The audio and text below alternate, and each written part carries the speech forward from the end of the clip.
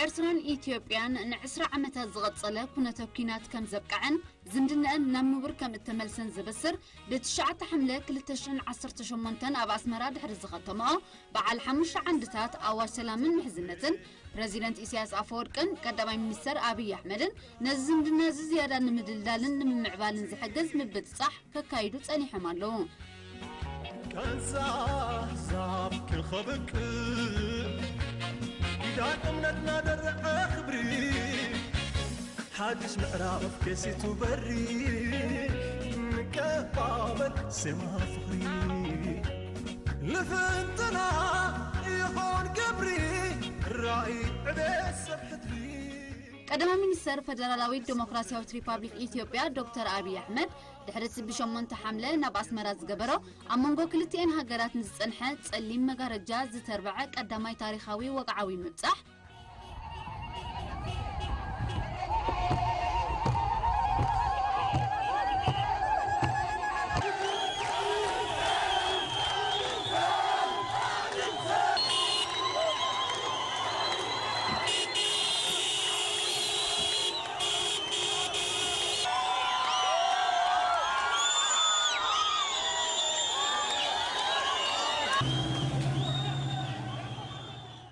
بحمش مسكرم أب ودبات عسبن باتعن عدتا كايدون أب تلساوي ركب مرحة إرترا إثيوبيان صوماليان تساتيفون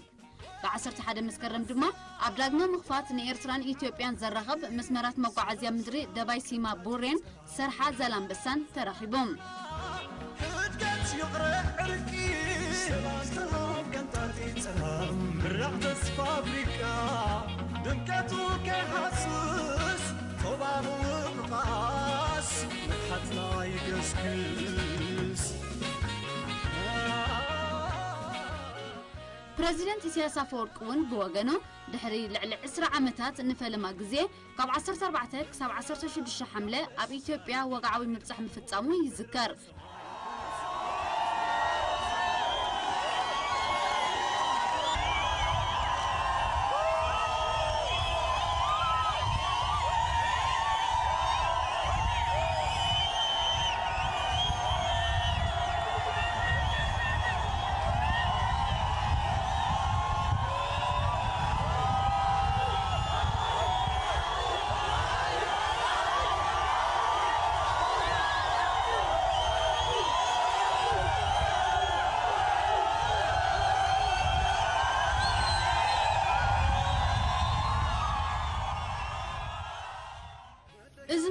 صحنا كلتي أمرحتن كالوت لعلو السمزن زمدنا إيرتران إثيوبيان نربح كلتي هزبتاتن كينوون بزاقلقل صبق أن فتحي زخم زلو زاقل لحيوم بريزيدنت إسياس أفوركي قب 14 تقمت بعد ما قدم المنستر أبي أحمد نكال أي جزيه أبي إثيوبيان يسرح مبصح أكايدون أبزك لا يعدوتو بريزيدنت إسياس أفوركي بسنبت 14 تقمتي نوغو كاب أسمرات رجيسو أديس أبابا أبزا تولو قدم المنستر فدرالوي ديمقراطياويت ريبابليك إثيوبيا دكتور أبي أحمدن لعلو السبب سلطانن أقراوي معرفة نفرت بولي ترخيبا موقع قبابلا غيرهم لهم كلتيوم مرحتن زسنيوم سمزن بغطتا ناب كل دوب بممرح معرفة نفرت الجين كاب زبطحلو كتبايوم زصنحو عبيت عدن سمزن يتكللن زتفلاليو هيابات أبركيتهم لهم كنزعزع كل خبك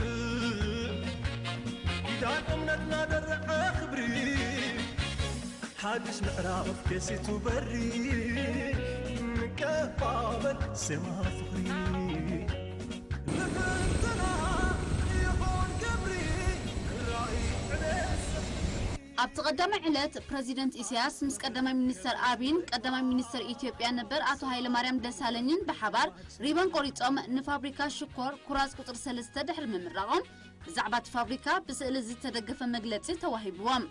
نتي أبزوبا بينش حاجز تدكونن مسرح هنصتو قدم 3 عامتات زتجمرن فابريكان أقبابا سرارحون تزواويرهم أبز تعذبلو اتي بالعلي 8 بليون برز تدكونه جزو فابريكا أب 10,000 هكتار قنጫ شكور بملمع علتاوي كاب 8 سب 10,000 كونتال شكور ناي مفرع عقم كم زلوا ناستا 3,500 دما بغزياونتن قوامنتن ناي سرح عدل زفتر مخانو بزرزر تغليصلام بدحرزي نابتي نسرعات ممرقتات فابريكا زتدالوا نباهلنا يتكبابي بزنصبارق سنه طبباو مرئيت زتسنيه مدبيم امريحام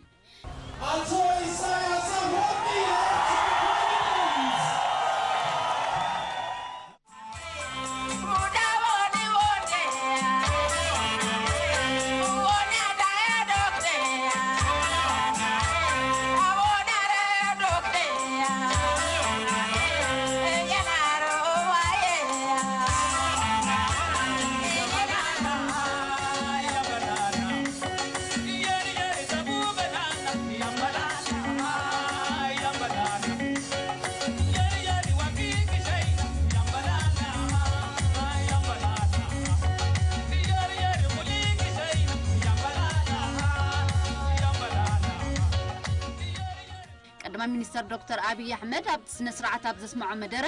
ኢትዮጵያ ብዙሕ ባህርያዊ ጸጋታት እኳ እንተለዋ ከምቲ ዝድለ ክትጥቀመሉ ከም ዘይጽንሐት ኣብ ዝዋን ዝግና ንምምዕባሉ ሓያሎ ፕሮጀክትታት ተበጋግስ ምህላዋ ገሊጾም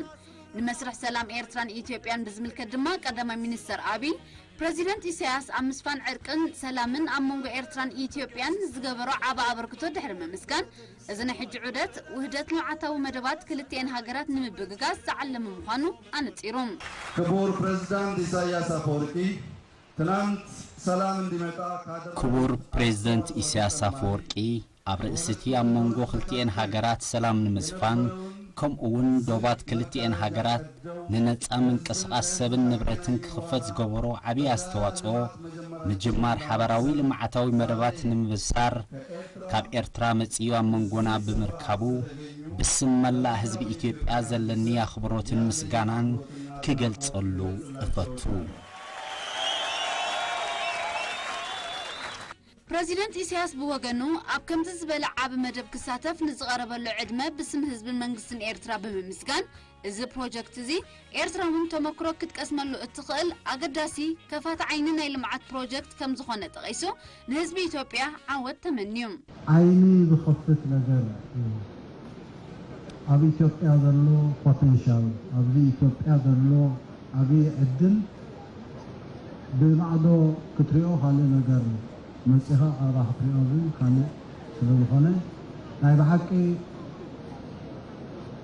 ዓይንና ከፊትና ጥራይ ዘይኮነ እንታይ ክግበር ከም ዝከኣል ሎሚ ናይ 150,000 ሄክታር ዘይኮነ ናይ ሚልዮንን ፈረቓን ክህልኡ እውን 10 ሚልዮን ክለምዓሉ ዝኽእል ሃገር ምዃኑ እዚ ሕጂ ተረኺቡ ዘሎ ዕድል እዚ ተረኺቡ ዘሎ ተመክሮ ነቶም ነዚ ክውን ዝገበሩ እሞ ብዓብነታውነቶም ከምዚ ዝኣመሰለ ዓብዪ ተግባር ዓብዪ ፕሮጀክት ክትግበር ከም ዝኽእል ምርግጋፆም መምሃራን ኮይኖም ምሂሮምና ኣለዎ እሞ ምስጋና ክብፅሓኩም ክወፈቱ ዋና ነገር ግን ዋና ነገር ኣብ መወዳእታ ናይ ብሓቂ ናይ ኢትዮጵያን ናይ ህዝቢ ኢትዮጵያን ፖቴንሻል ወይ ክህሎት ጥራይ ዘይኮነ እዚ ሕጂ ንፈጥሮ ዘለና ሃዋሁ ዓቕምታትና ደማሚርና ከምቲ ክቡር ዶክተር አብይ አሕመድ ዝበሎ ናይ ክልተና ጥራይ ዘይኮነ ናይ ከባቢና ብምሉእ ናይ ቀርኒ ኣፍሪቃ ዓቕምታት እውን ተደፊኑ ዝፀንሐ ዘይተዳህሰሰ ተዳህሲሱ ህዝብታት ናይዚ ከባቢ እዚ ሎሚ 120-130 ሚልዮን ዘለዉ ድሕሪ ሓደ ወለዶ ናብ 250 ሚልዮን ክሰጋገሩ ስለ ዝኾኑ ንዓኣቶም ዝፍጠር ዘሎ ጥጡሕ ባይታን ሃዋህውን ናይ ብሓቂ ግቡእና ንፍፅም ከም ዘለና ኣረጋግፀልና ስለ ዘሎ ንዓና እውን ሞራል ንዓና እውን ዝያዳ ሓላፍነት ተሰክመና ስለ ዘሎ ነቶም ነዚ ይኹን ምግባር ደጊመ ከመስግነኩም ደሊ ብዘይካዚ ፕሬዚደንት ኢሳያስ አፈወርቅን ምስኡ ዝተጓዓዘ ሚኒስተር ጉዳያት ውፅኢ አቶ ዑስማን ሳልሕ ኣመኻሪ ፕሬዚደንት አቶ የማነ ገብረአብን ዳይሬክተር ኣብ ቤት ጽሕፈት ፕሬዚደንት አቶ አሚን ሓሰንን ዝሓቆፈ ላዕለዋይ ጉጅለ ልኡኽ ኤርትራ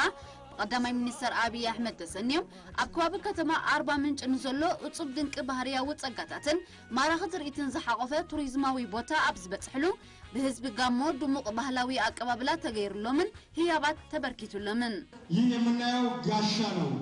ጋሻው የሚሰጣቸው የፍቅር የመቻቻል የሰላም ከለላ ሆኖላቸው ክፉን እንዲከለክልላቸው ይህን የመሰለ የጋሻ ስጦታና እንዲሁም ደግሞ ጸንባሮ ጉቦ ይህ በሚሰጠው የጋሞ አባቶች ማይበራ ክቡር አቶ ኢሳያስ አፈወርቂ የሀገረ ኤርትራ ፕሬዝዳንት አዎ ለሳቸው እንግዲህ የጋሻ እንዲሁም ደግሞ ጸንባሮ ጉቦ ይህን የመሰለ በትዳር እርኩስ በጋራ መሆን የቡልኮ ስጦታ ላይ ማለት ነው። የቡልኮ ስጦታ በስናዳከም ሲል አየሩ ትንሽ ቀዝቀዝ ሲል ውብ የሆነውን የጋሞ ቡልኮ ለብሰው ስራዎት የተሳካ እንዲሆን ብላ ነው እንግዲህ እነዚህ የጋሞ ሀገር ሽማግሌዎች እጅግ አድርገን እናመሰግናለን።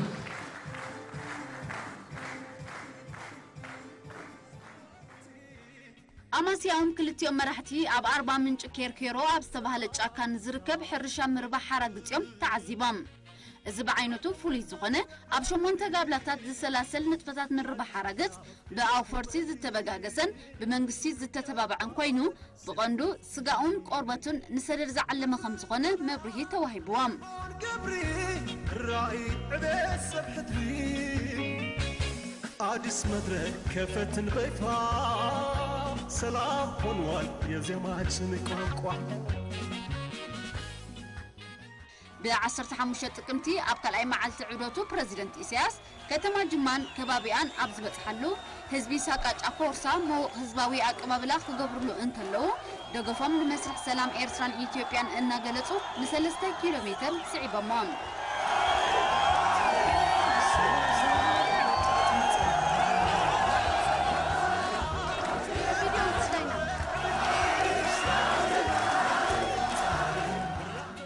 عبيت عد أورمون بمعرق أجباب دحر المقبل بمنجعجعتان عبيت أجرابن أبزجيت أبوتا نبهلاوي أما كجبوم زجلت ناي قرص انقدرت غيرهم لهم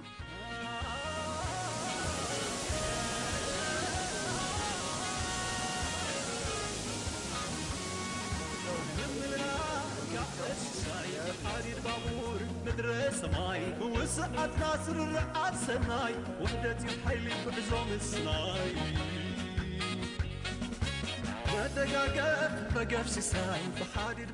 كم مجلتي أخبرته من أبناء من دما نبهلهم زوكل هيابات نبريزيدنت إسياس أفوركن مسؤول تقعزو سبسلطانن أبركتام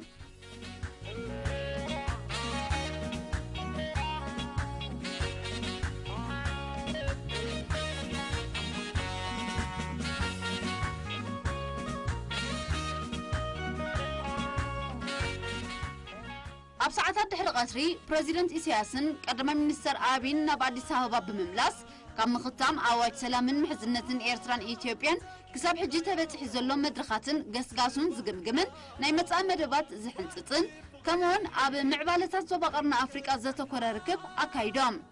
ክልቲኦም መራሕቲ ኣብ ርክቦም መኪኖም ምሕያል ክልተኣዊ ዝምድናታትን ምትሕግጋዛትን ኣብ ዞባና ተጀሚሩ ዘሎ ናይ ምቅርራብን ሽርክነትን መደብ ብዛዕባ ዝቕፅለሉ መደያት ተመያይጦምን ሓድስቲ መደባት ሓንፂጦምን ኣብዚ ብ14-15 ጥቅምቲ ኣብ ዝተፈላለየ ቦታታት ኢትዮጵያ ዝተኻየደ ዑደት ተጠቃምነት ባህርያዊ ጸጋታት ኣብ መስሕብ ቱሪዝም ካብቲ ኣቓልቦ ዝሰሓበ ኩርናዕ ነይሩ ዓለም ምስ ደቃ فتحي مرقع سلام سلام سلام سلام سلام سلام سلام